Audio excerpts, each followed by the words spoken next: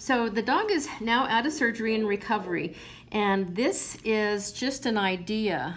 There's the size of my palm, and this dog's bladder was about 2 palms full. And so you can see how a bladder over time has to really stretch to accommodate all of these bladder stones. And think of the bladder as a water balloon, and it's going to stretch to accommodate all kinds of water under pressure. And then at some point, what happens is, get a load of this. These are all the stones that was in that dog's bladder, and you can see how many are in there, and you can see down in that bucket how many small bladder stones they are. These are anywhere from big size pebbles to little grit. And so what happens is the bladder has to stretch, and the bladder can only stretch to the point where there's no room for urine, and that's what creates dogs to start dribbling, or they'll have bloody urine. So think about the pair of tennis shoes that you're putting in your dryer and they're tumbling around. Well, as these are developing, these bladder stones are rolling around inside that bladder, causing irritation to the lining, causing tissue infection, tissue irritation. The bladder wall gets thick, and this is something that becomes very, very painful. So you're probably asking, how do bladder stones develop? Well, bladder stones develop primarily because of infection. There are 2 specific types of bacteria found in the urine, and those bacteria, in conjunction with the chemical nature of the urine, can come together because of the toxins that the bacteria produces and the chemical nature, again, of that urine.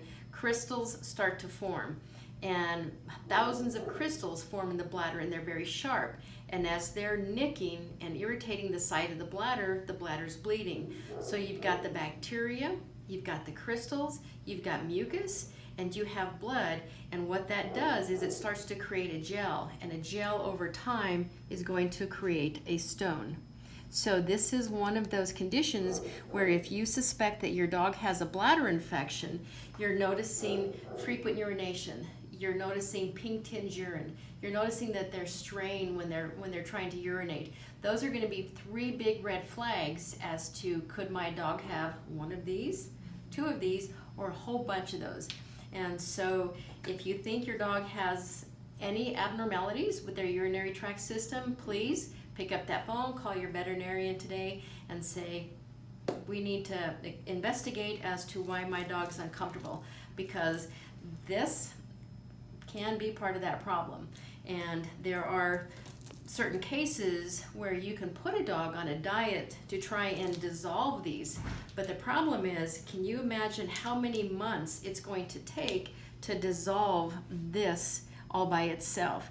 That's going to be at least 4 to 6 months on a special diet, 4 to 6 months on antibiotics, because even as smooth of a surface as this stone is, the bacteria are going to attach. So as long as you have a stone in the bladder, you have bacteria in the bladder.